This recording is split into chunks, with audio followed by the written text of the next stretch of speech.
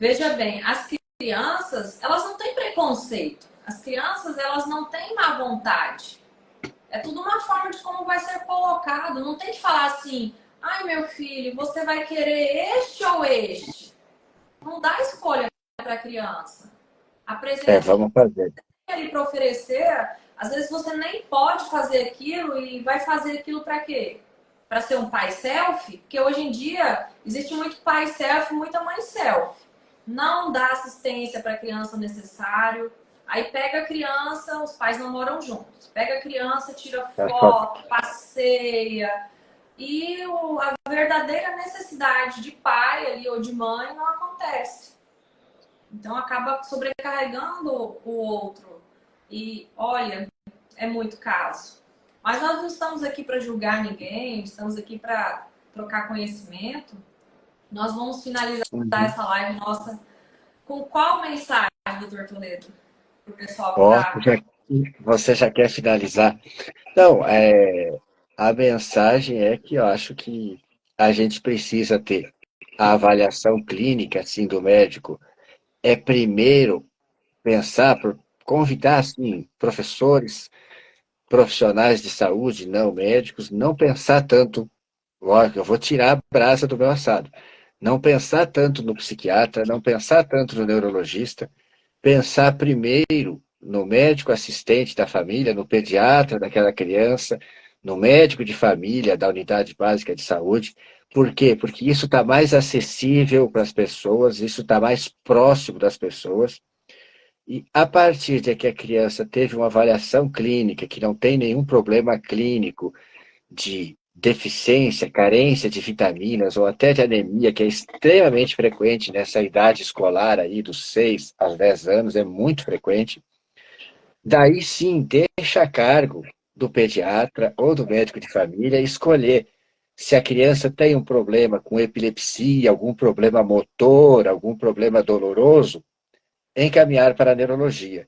Se a criança tem um problema com aprendizado, com comportamento, com alguma agressividade ou impulsividade, hiperatividade, ou até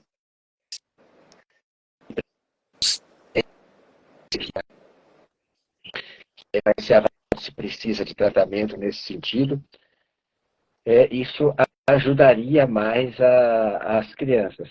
E assim, eu consigo assim lembrar assim de casos assim que melhoraram assim, muito. Tem um caso apaixonado que eu já estou vendo há quase 2 anos. A mãe é uma professora, ela mora com a filha, é separada, e essa criança, quando veio, ela estava acompanhando com a neurologia há alguns anos, e a menina, com 8 anos, veio super obesa, acho que com 60 quilos, Ah, eu medicada, acompanhei.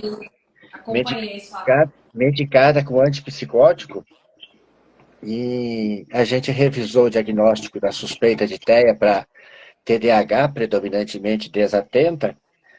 A gente fez a medicação específica para TDAH, né, o metilfenidato, e também fiz medicação para ansiedade, que a mãe revelou que a menina tinha uma ansiedade muito grande, assim, uma compulsão alimentar muito grande.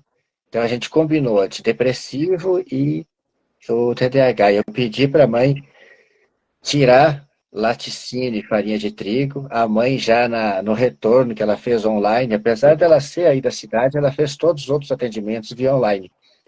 Já tinha aderido a usar bebida vegetal, né, leite vegetal, prefiro usar bebida vegetal para não lembrar nem do leite, né? E com whey protein. Bacana. E essa menina esticou do aniversário de 8 anos para 9 anos, mudou totalmente, porque a mãe me mandou as fotos.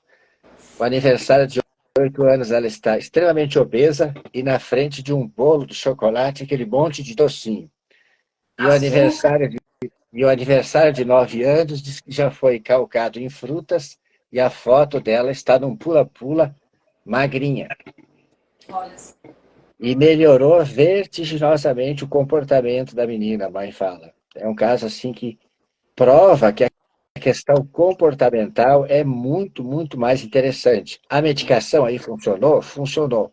Mas eu acredito drasticamente assim que se a mãe não tivesse topado fazer a medicação e tivesse feito essa mudança comportamental de fazer a menina participar das atividades domésticas e mudar essa alimentação, eu acredito que a resposta seria praticamente a mesma.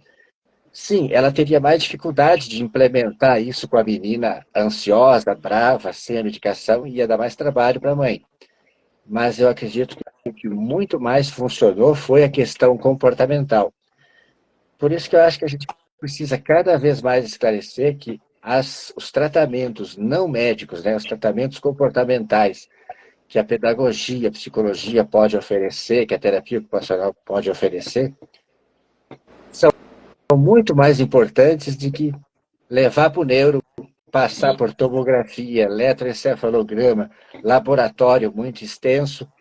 Isso geralmente a gente tem visto que tem mais emprestado despesas para as famílias do que resultados. Então, sempre lembrar do médico mais acessível, mais próximo de vocês, o pediatra ou o médico de família, para depois os ultra especialistas e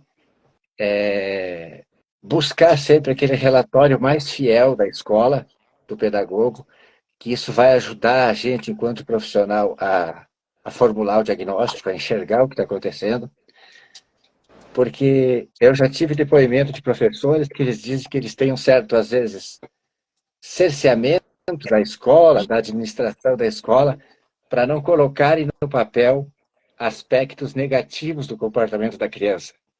Mas para a gente chegar ao diagnóstico, a gente precisa saber de tudo que acontece. Nada deve ser omitido.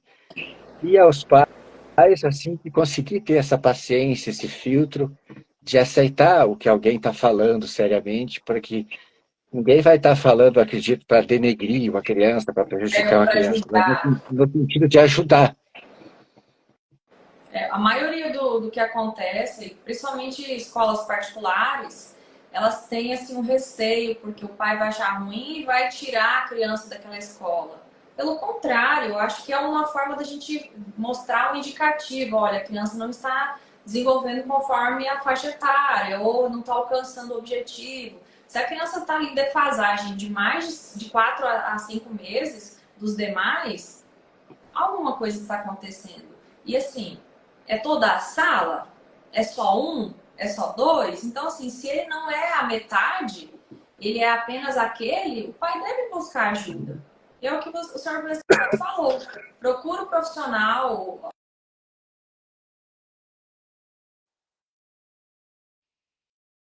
com a psicopedagoga, com a neuropsicopedagoga, e aí nós, profissionais, vamos encaminhar para o médico especialista, ou para o fono, ou para o psiquiatra, ou psicólogo. Às vezes a questão da criança, de aprendizagem, é alguma coisa emocional, precisa ser trabalhado, precisa de uma psicoterapia.